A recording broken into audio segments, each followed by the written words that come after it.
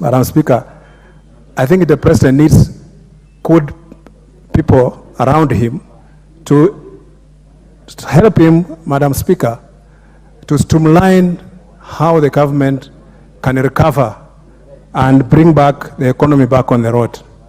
But the way we are going, I see that there is no seriousness in the government, and we hope that when the bipartisan report is come here, we will see something different coming out so that the government can start functioning the way Kenyans expected. I'm sure the Kenya Kwanza government made so much promises to Kenyans. The Kenyans have got very high expectation, and from what they are seeing, they are frustrated. People of Kenya are so frustrated, and they're still waiting to see the bottoms-up promise, the hustlers rising from down there and being placed somewhere. And even the hustler fund, I'm still waiting to see the effect, because the president said so much has been done. I'm still even to hear from anybody from my constituents tell me what hustler fund has done in his life or impacted on him. All these are things that we are looking forward to.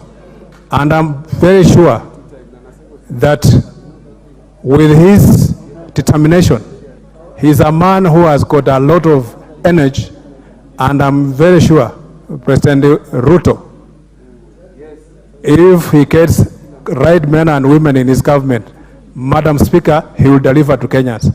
But the way it is now, I doubt it. Thank you, Madam Speaker. Thank you. The next chance will go to the member for Keio South, Honorable Gideon Kimayo. Not in the House. The next one will go to the Honorable Member for Isiolo South, Honorable Bidu Tubi.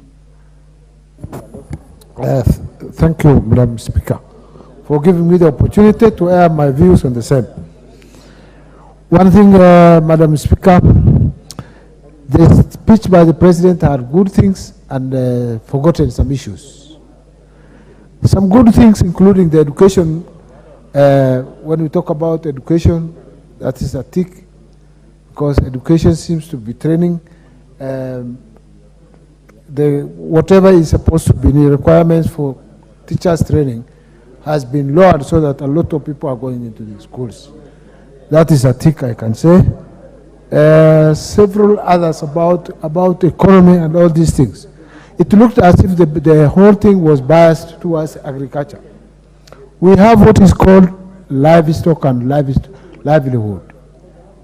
Nothing touched on the livestock and livelihood, which is a mainstay of a lot of people in the north. That thing never touched, the president did not touch or bother to touch. Then the issue of floods. Floods has caused a lot of problems in the country. Right now in my constituency, 4 centers have been closed along the river Wanyonyi, and nothing seems to be going on.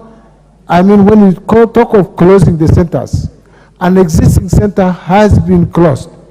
Along Wanyonyi, there is Gafarsa, there is Resaboru, Sericho, all these things, all Badana and all these areas are being closed because of flood waters. Nothing has been said about this. Then we talk about bottom-up economy.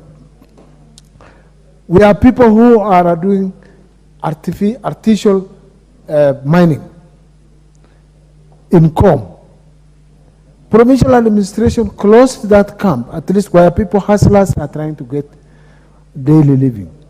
And why it is closed in the name of insecurity, that one, we don't know. What do we do? The president is saying, let's try to get hustle and get money, put food on the table.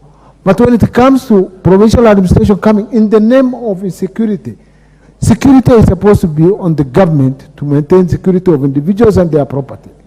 You cannot close where people are earning money simply because of security, alleged insecurity, which is supposed to be the job of the government and the police.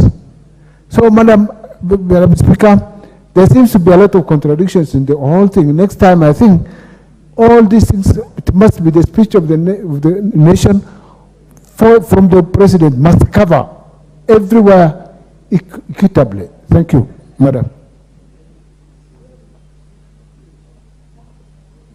Thank you. The next chance will go to the member for Igembe Central, Honorable Daniel Carrido.